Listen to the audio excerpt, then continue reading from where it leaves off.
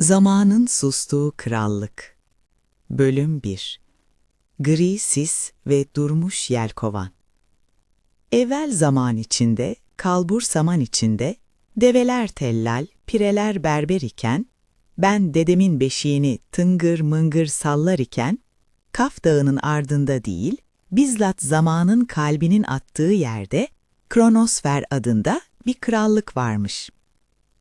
Bu krallıkta yaşayan insanlar için en değerli hazine altın değil, elmas değil, yalnızca dakikalarmış. Herkesin göğsünde, tam kalbinin üzerinde asılı duran camdan bir kum saati varmış. İnsanlar sabah günaydın demez, saatin bol olsun derlermiş. Acele etmek bir erdem, yavaşlamak ise en büyük günah sayılırmış. Sokaklar sürekli koşturan, sürekli saatlerine bakan ve bir an bile durup gökyüzüne bakmaya vakti olmayan insanlarla doluymuş. Bu krallığın en yüksek tepesinde, bulutların arasında kaybolan Ulu Saat Kulesi yükselirmiş. Efsaneye göre bu kule, evrendeki tüm zamanı pompalayan bir kalpti. Onun dişlileri döndükçe mevsimler değişir, çocuklar büyür, çiçekler açarmış. Kulenin gölgesinde küçük, tozlu ve ahşap bir dükkan varmış. Eskici Yakup ve çırağı Elif'in saat hastanesi. Elif henüz 10'lu yaşlarının sonunda, gözleri zeytin karası, parmaklarıysa en ince dişlileri bile hissedecek kadar hassas bir kızmış. Diğer insanların aksine Elif'in göğsünde bir kum saati yokmuş. Çünkü o zamanı harcamayı değil, zamanı onarmayı severmiş. Ustası Yakup Dede ise krallığın en yaşlı saatçisiymiş. Yakup Dede o kadar yaşlıymış ki sakalları yere değer, anlattığı hikayeler 1000 yıl öncesine uzanırmış. Bir gün kronosferde daha önce hiç yaşanmamış bir şey olmuş. Bir salı sabahı tam güneş tepedeyken o korkunç ses duyulmuş. Tık! Ve arkasından gelmesi gereken tak sesi gelmemiş. Ulu Saat Kulesi durmuş. Önce kimse fark etmemiş. İnsanlar koşturmaya devam etmişler. Ama çok geçmeden gariplikler başlamış. Fırıncı ekmeği fırına vermiş ama ekmek bir türlü pişmemiş. Gökyüzündeki bir kuş kanatları açık şekilde havada asılı kalmış. Nehir akıyormuş gibi görünüyormuş ama suya dokunanın eli ıslanmıyormuş. Rüzgar esiyormuş ama yapraklar kımıldamıyormuş. Zaman donmamış ama hastalanmıştı. Gri sis adı verilen, kokusu olmayan, soğuk bir duman şehre inmeye başlamış. Bu sise değen herkes olduğu yerde donup kalıyor, renksiz bir heykele dönüşüyordu. Elif dükkanın penceresinden dışarı baktığında dehşete kapılmış. Meydandaki simitçi, elini uzatmış bir çocuğa para üstü verirken, grileşip taşa dönmüştü. "Dede!" diye bağırmış Elif. "Neler oluyor?" Yakup Dede sallanan sandalyesinden zorlukla kalkmış. Gözlerinde korku değil, derin bir hüzün varmış. Titreyen elleriyle boynundaki gümüş kolyeyi çıkarmış. Bu, ucunda garip semboller olan paslanmış pirinçten bir anahtarmış. "Vakit geldi Elif," demiş Yakup Dede. Sesi bir rüzgar uğultusu kadar zayıfmış. İnsanlar zamanın kıymetini unuttu. Sadece tüketmeye baktılar. Tadını çıkarmayı bıraktılar. Ulu Saat küstü. Elif anahtarı avcuna almış. "Ne yapmalıyım?" "Bu anahtar," demiş dede, öksürerek, "unutulmuş anlar vadisine giden kapıyı açar." Ulu Saat'in kalbindeki ana zemberek kırıldı. Onu tamir edecek tek şey saf sabır kristalidir. O kristal de ancak zamanın hiç akmadığı o vadide, zaman bekçisi kaplumbağada bulunur. Gitmelisin Elif. Sis dükkana girmeden gitmelisin. Elif ağlamaklı gözlerle dedesine bakmış. "Seni bırakamam." "Ben zaten çok zaman harcadım kızım," demiş Yakup Dede ve gülümsemiş. O sırada pencerenin altından sızan gri sis, Yakup Dede'nin bastonuna değmiş. Dede yavaşça grileşmeye başlamış. "Koşma Elif, sadece hisset. Yolu ancak öyle bulursun." Ve Yakup Dede yüzünde hüzünlü bir gülümseme ile sallanan sandalyesinde gri bir heykele dönüşmüş. Elif gözlerini silip dükkanın arka kapısından fırlamış. Çantasına biraz peksimet, bir matara su, dedesinin en sevdiği küçük tornavida setini ve o gizemli anahtarı almış. Şehir artık bir hayalet kastaydı. Herkes donmuştu. Hareket eden tek şey Elif ve arkasından onu kovalayan gri sisti. Elif şehrin dışındaki yasak sınıra, Yankı Ormanı'na doğru koşmuş. Yankı Ormanı, Kronosfer halkının girmeye korktuğu bir yerdi. Çünkü oraya girenler geçmişlerinin seslerini duyar ve yollarını kaybederlermiş. Elif ormanın sınırına geldiğinde durmuş. Ağaçlar mor ve lacivert gövdeliydi, yaprakları ise camdandı. Rüzgar estikçe çan sesi gibi şıngırdıyorlardı. Ormana ilk adımını attığında kulağında fısıltılar başlamış. Elif, neden o gün o vazoyu kürdün? Elif, keşke o gün arkadaşına yalan söylemeseydin. Çok geç kaldın Elif. Sesler o kadar yoğunmuş ki Elif başını tutarak yere çökmüş. Sis arkasından yaklaşıyormuş. Tam o sırada ceketinin cebindeki pirinç anahtar ısınmaya başlamış. Anahtar o kadar ısınmış ki Elif onu eline almak zorunda kalmış. Anahtarın içinden ateş böceği gibi parlayan, minik, altın renkli bir ışık uzmisi fırlamış. Bu ışık havada süzülmüş, bir şekle bürünmüş ve minik, mekanik kanatları olan metal bir arıya dönüşmüş. Arı vızıldamış ama sesi mekanik değilmiş. Geçmişin gürültüsüne kulak tıkarsan, bugünün müziğini duyabilirsin. Elif şaşkınlıkla, "Kimsin sen?" diye sormuş. "Ben zamanın tozuyum," demiş arı. "Deden beni sana rehberlik etmem için anahtara hapsetmişti. Adım Tik Tik. Hadi kalk, sis geliyor." Elif Tik Tik'in peşinden koşmaya başlamış. Arı en karmaşık yollardan, dikenli sarmaşıkların arasından süzülüyormuş. Elif, geçmişin pişmanlıklı seslerini duymazdan gelerek çalışıp, sadece Tik Tik'in kanat sesine odaklanmış. Ormanın derinliklerinde, ağaçların yerini devasa mantarların ve havada asılı duran su damlacıklarının aldığı bir açıklığa gelmişler. Burası, ormanın kalbiymiş. Ancak önlerinde büyük bir engel varmış. Aynalar Gölü. Gölün suyu su değil, sıvı civa gibiymiş. Üzerinde hiçbir kayık yokmuş. Karşı kıyıysa sislerin ardında, çok uzakta görünüyormuş. "Nasıl geçeceğiz?" diye sormuş Elif. Tik Tik gölün kenarındaki eski bir tabelayı işaret etmiş. Tabelada şöyle yazıyormuş: "Bu göl sadece kendi yansımasıyla barışık olanları taşır." Elif suya yaklaşmış. Yansımasına bakmış. Ama suda kendini değil, dedesini kurtaramayan, korkuş, yetersiz bir kız görmüş. Su dalgalanmış ve hırçınlaşmış. Elif geri çekilmiş. "Yapamam Tik Tik. Ben kahraman değilim. Sadece bir çırağım." Tik Tik Elif'in omzuna konmuş. "Zaten kahramanlar dünyayı kurtarmaz Elif. Dünyayı işini aşkla yapan çıraklar kurtarır. Yansımana korkunla değil, kalbinle bak." Elif derin bir nefes almış. Gözlerini kapamış. Dedesinin ona saat tamir etmeyi öğretirkenki sabrını düşünmüş, bir saatin içindeki o mükemmel düzeni, her parçanın birbiriyle olan uyumunu, kendisinin de bu büyük düzenin küçük ama önemli bir dişlisi olduğunu hissetmiş. Gözlerini açıp tekrar suya bakmış. Bu sefer suda kararlı, elleri yağlı, yüzü isli ama gözleri umutla parlayan bir kız görmüş. Kendisini. O anda mucizevi bir şey olmuş. Elif'in suya değen ayaklarının altında civa gibi sudan katı kristal basamaklar yükselmeye başlamış. Elif adım attıkça suyun içinden bir yol beliriyormuş. Gölün ortasına geldiklerinde gri sis ormanın kıyısına ulaşmış ama suya girememiş. Elif derin bir nefes almış. İlk büyük engeli aşmıştı ama önünde gökyüzüne mızrak gibi saplanan, zirvesi karla değil, yıldız tozuyla kaplı olan o korkutucu dağ duruyordu. Unutulmuş Anlar Vadisi'nin bulunduğu dağ. Ve orada onları bekleyen sınavların en zoru henüz başlamamıştı. Zamanın sustuğu krallık. Bölüm 2.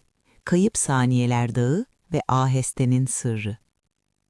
Aynalar Gölü'nün öteki yakası bildiğimiz topraklara hiç benzemiyordu. Burası Kayıp Saniyeler Dağı'nın etekleriydi. Efsaneye göre insanlar "bir saniye bekle" deyip o saniyeyi beklemediklerinde o boşa harcanan saniyeler buraya düşer, taşa dönüşürmüş. Bu yüzden dağın zemini sarp, kaygan ve hüzünlüymüş. Elif dik yokuşu tırmanırken her adımda botlarının altında çıtırdayan taşların fısıltısını duyuyormuş. "Keşke biraz daha bekle." Rüzgar burada esmiyor, adeta iç çekiyordu. Tik tik Elif'in omzundan havalanıp önünü aydınlatmaya çalışıyordu ama ışığı titriyordu. "Enerjim düşüyor Elif," demiş Tik tik metal kanatları gücürdeyarak. "Burası çok ağır, burada zaman akmıyor, burada zaman yığılıyor, acele etmeliyiz." Elif nefes nefese, "Acele etmeye çalışıyorum Tik tik ama bacaklarım kurşun gibi ağırlaştı," demiş. Dağ yükseldikçe hava inceliyor, renkler soluyordu. Aşağıya baktığında o korkunç gri sisin Aynalar Gölü'nü de yuttuğunu ve dağın eteklerine doğru aç bir canavar gibi tırmandığını görmüş. Sis yükseliyordu. Krallık tamamen silinmek üzereydi. Son bir gayretle bulutların da üzerine, dağın zirvesine tırmanmışlar. Ve orada gördükleri manzara karşısında Elif'in yorgunluğu bir anda silinip gitmiş. Zirve, keskin kayalıklarla değil, yemyeşil, yumuşacık bir yosun tabakasıyla kaplıymış. Ama buradaki en tuhaf şey, havada asılı duran binlerce sabun köpüğü benzeri küreymiş. Bu baloncukların her birinin içinde bir anı hapsolmuştu. Bir çocuğun ilk gülüşü, bir kedinin gerinmesi, yaşlı bir çiftin el ele tutuşması. Burası unutulmuş anlar vadisiydi. Kimsenin dönüp bakmadığı o küçük, kıymetli anlar burada saklanıyordu. Vadinin tam ortasında devasa, ev büyüklüğünde bir kaya duruyordu. Ama Elif dikkatle bakınca bunun bir kaya olmadığını anlamış. Bu devasa bir kaplumbağaydı. Kabuğu antik çağlardan kalma haritalar, yosunlar ve minik güneş saatleriyle kaplıydı. Gözleri kapalıydı ve nefes aldıkça vadi hafifçe titriyordu. Bu zaman bekçisi Aheste'ydi. Elif çekinerek yaklaşmış. "Merhaba," diye seslenmiş. Sesi vadide yankılanmamış, adeta emilmiş. Kaplumbağa o kadar yavaş bir şekilde gözlerini açmış ki sadece göz kapağının kalkması bile bir mevsim sürmüş gibi hissettirmiş. Gözleri yıldızlarla dolu bir gece gökyüzüymüş. "Hoş geldin küçük tamirci," demiş Aheste. Sesi toprağın derinliklerinden gelen bir uğultu gibiymiş. Elif sabırsızlıkla atılmış. "Lütfen, vaktim yok. Krallığım donuyor. Dedem, arkadaşlarım, herkes taşa dönüştü. Bana saf sabır kristali lazım. Onu alıp hemen gitmeliyim." Aheste başını yavaşça, çok yavaşça yana eğmiş. "Acele, hırsın gölgesidir," demiş. "Sabır kristali alınmaz. O kazanılır." Elif çaresizce yere çökmüş. "Nasıl kazanacağım? Sis buraya tırmanıyor." Tik tik Elif'in kulağına fısıldamış. "Sakin ol Elif, o bir zaman bekçisi. Onunla inatlaşamazsın. Onun kurallarına uymalısın." Aheste'nin önündeki topraktan aniden küçük, kurumuş bir dal parçası yükselmiş. Kaplumbağa bakışlarıyla o dalı işaret etmiş. "Bu çiçeği açtır, kristal onun kalbindedir," demiş. Elif şaşkınlıkla dala bakmış. "Ne? Su mu vereceğim, güneşe mi tutacağım?" "Sadece bekle," demiş Aheste ve tekrar gözlerini kapatmış. Elif deliye dönecekmiş. Aşağıda dünyası yok olurken o da bir dağın tepesinde kurumuş bir dalın başında mı bekleyecekmiş? Önce dalın başında volta atmaya başlamış. "Hadi, hadi aç artık," diye bağırmış. Dala üflemiş, elindeki su matarasından su dökmüş, hatta tiktiğin ışığını üzerine tutmuş. Ama dalda en ufak bir kıpırdama olmamış. Aksine dal daha da büzüşmüş. Saatler geçmiş gibi geliyormuş. Gerçi burada saat yokmuş. Elif yorgunluktan ve üzüntüden ağlamaya başlamış. Dedesini düşlemiş. Yakup dede saat tamir ederken asla acele etmezdi. Zembereği zorlarsan kırılır Elif, derdi. Onu dinlemelisin. O hazır olduğunda döner. Elif gözyaşlarını silmiş. Volta atmayı bırakmış. Dalın yanına, yosunların üzerine oturmuş. Derin bir nefes almış. "Özür dilerim," demiş dala fısıldayarak. "Senden hazır olmadığın bir şeyi istedim." Elif zamanı düşünmeyi bırakmış. Sadece o anın içinde kalmış. Vadideki rüzgarın melodisini dinlemeye başlamış ve içinden bir şarkı mırıldanmaya başlamış. Bu, dedesinin ona bebekken söylediği bir ninniymiş. Elif şarkıyı söyledikçe içindeki korku ve telaş eriyip gitmiş. Artık gitmek istemiyormuş. Sadece orada, o huzurlu anda kalmak istiyormuş. Ve tam o anda çıt diye bir ses duyulmuş. Kurumuş dal zümrüt yeşili bir renge dönüşmüş. Üzerinde tomurcuklar belirmiş ve göz açıp kapayıncaya kadar muazzam güzellikte yaprakları ışıktan yapılmış mavi bir çiçek açmış. Çiçeğin tam ortasında bir çiğ tanesi gibi parlayan, elmas sertliğinde ama su kadar berrak bir taş duruyormuş. Saf sabır kristali. Tik tik heyecanla vızıldamış. "Başardın Elif, onu beklemeyi bıraktığın an o sana geldi." Elif nazikçe kristali avcuna almış. Kristal soğuk değilmiş, aksine bir kalp gibi ılıkmış. Aheste gözlerini tekrar açmış. Yüzünde belli belirsiz bir gülümseme varmış. "Şimdi gitme zamanı," demiş. Elif ayağa fırlamış. "Teşekkür ederim Aheste." Dağın kenarına koşmuşlar ama gördükleri manzara korkunçmuş. Gri sis dağın zirvesine kadar ulaşmış. Dönüş yolu tamamen kapanmış. Aşağısı görünmüyormuş. Sadece gri, ölümcül bir duman denizi varmış. "Yol yok," diye bağırmış Elif. "Aşağı inersem donarım." Tik tik panikle etrafında dönmüş. "Kristal elimizde ama onu ulu saate nasıl götüreceğiz?" Arkadaki dev kaplumbağa aheste son bir kez konuşmuş. "Zaman düz bir çizgi değildir. Atla," demiş. Elif dehşetle arkasına dönmüş. "Atla mı? Nereye? Sisin içine mi?" "İnancına atla." Sis ayaklarının ucuna gelmişti. Elif'in botlarına değmek üzereydi. Başka çaresi yoktu. Ya orada donup kalacak ya da bu kadim varlığa güvenecekti. Elif kristali göğsüne bastırmış. Tiktiği avcunun içine saklamış. "Korkmuyorum," demiş kendi kendine. Ama sesi titriyormuş. "Korkmuyorum." Ve Elif gözlerini sımsıkı kapayarak Kayıp Saniyeler Dağı'nın zirvesinden o ebedi gri boşluğun içine kendini bırakmış. Rüzgar kulaklarında uğuldarken düşüş başlamış ama bu düşüş yere doğru değil, zamanın içine doğruymuş. Zamanın sustuğu krallık. Bölüm 3. Kalbin ritmi ve dönüşen dünya. Elif boşluğa düştüğünde beklediği gibi yere çakılmamış. Etrafındaki gri sis bir anda renkli ışık huzmelerine dönüşmüş. Rüzgarın uğultusu binlerce farklı kahkaha, ağlama, fısıltı ve şarkı sesine evrilmiş. Aheste haklıydı. Zaman düz bir çizgi değildi. Elif havada süzülürken geçmişini ve geleceğini bir film şeridi gibi yanından akarken görmüş. Dedesinin ona ilk tornavidayı verdiği anı, ilkokulda dizini kanattığı günü, hatta yaşlanıp kendi çırağına ders verdiği henüz yaşanmamış bir anı bile görmüş. Bu düşüş onu korkutmamış. Aksine ona evrenin devasa bir saat, her anında kusursuz bir dişli olduğunu öğretmiş. Bir kuş tüyü hafifliğiyle ayakları yere değdiğinde kendini şehrin sokaklarında değil, Ulu Saat Kulesi'nin en tepesindeki devasa çark odasında bulmuş. Burası sessizdi, korkutucu derecede sessiz. O devasa pirinç çarklar, zincirler ve pistonlar tozlu bir uykudaydı. Odanın ortasında ana zemberek duruyordu. Dev bir yay gibi kıvrılmış metal parça tam ortasından çatlamış ve kararmıştı. Gri sis kulenin pencerelerinden içeri sızmaya başlamış. Dişlilerin arasına doluyordu. Eğer sis zembereğe tamamen ulaşırsa zaman sonsuza dek mühürlenecekti.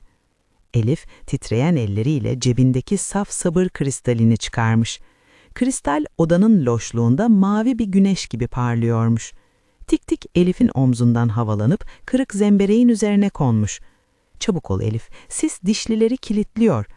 Elif koşarak zembereğin yanına gitmiş. Kırık parçayı yerinden söküp yerine o parlak kristali yerleştirmiş. Kristal yuvasına klik diye oturmuş. Mükemmel bir uyummuş bu. Elif geriye çekilip beklemiş. 1 saniye, 2 saniye. Hiçbir şey olmamış. Dişliler dönmüyor, kristal parlıyor ama enerji yaymıyormuş. "Neden çalışmıyor?" diye bağırmış Elif panikle. "Kristali getirdim, sabrettim, neden?" Tik tik hüzünle vızıldamış. "Elif, kristal sadece bir yakıt ama bir motorun çalışması için bir ilk kıvılcım gerekir. Bu kristal sabır taşıdır. Sabır ise durmak demek değildir. Sabır, kalbin ritmiyle beklemektir." Elif o an anlamış. Bu soğuk metal yığınının eksik olan parçası bir sıcak kalpti. Gözlerini kapatmış ve 2 elini kristalin üzerine koymuş. Avuçlarının içinden kristale doğru kendi nabzının atışını hissetmiş. Güm güm, güm güm. Dışarıda gri sis artık kulenin zeminini kaplamış, Elif'in ayak bileklerine kadar yükselmişti. Elif korkusuna yenilmemiş. Dedesinin, Aheste'nin, o kurumuş dalın sabrını düşünmüş. "Hadi," diye fısıldamış. "Benim zamanım senin zamanın olsun." Ve o anda kristalden Elif'in damarlarına ılık bir ışık yayılmış. Elif'in kalp atışıyla senkronize bir şekilde kristal yanıp sönmeye başlamış. Önce küçük bir dişli kıpırdamış. Çıt. Sonra yanındaki daha büyük çark dönmüş. Gırç. Ve nihayet o devasa ana zemberek kristalin gücüyle gerilmiş ve o muazzam, o özlenen sesi çıkarmış. Tık. Bütün krallıkta yankılanan bu ses bir gök gürültüsü kadar güçlüymüş. Hemen ardından beklenen cevap gelmiş. Tak.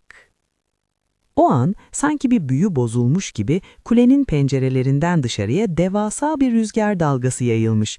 Bu rüzgar gri sisi bir anda dağıtmış. Sis güneş görmüş kar gibi eriyip gitmiş. Aşağıda, sokaklarda donup kalmış insanlar derin bir uykudan uyanır gibi silkinmiş. Fırıncının küreğindeki ekmek kızarmaya başlamış. Havadaki kuş kanat çırpmış, nehir şırıldayarak akmaya devam etmiş. Simitçi çocuğun avcuna para üstünü bırakmış. Ama bir şeyler değişmiş. Kimse eskisi gibi koşturmuyormuş. Herkes olduğu yerde durmuş, gökyüzüne bakmış, derin bir nefes almış. O ilk tık tak sesi hepsinin kalbindeki o aceleci kum saatini kırmış. Artık göğüslerinde camdan saatler yokmuş. Onun yerine sadece kalpleri varmış. Elif kulenin penceresinden aşağıya meydana bakmış. Dükkanın önünde Yakup dedenin sallanan sandalyesinde hareket ettiğini görmüş. Dede bastonuna yaslanıp ayağa kalkmış, kuleye doğru bakıp gülümseyerek el sallamış. Elif yorgun ama mutlu bir şekilde duvara yaslanmış. Tik tik artık mekanik bir arı değil, sadece havada süzülen altın renkli bir toz bulutuna dönüşmüş.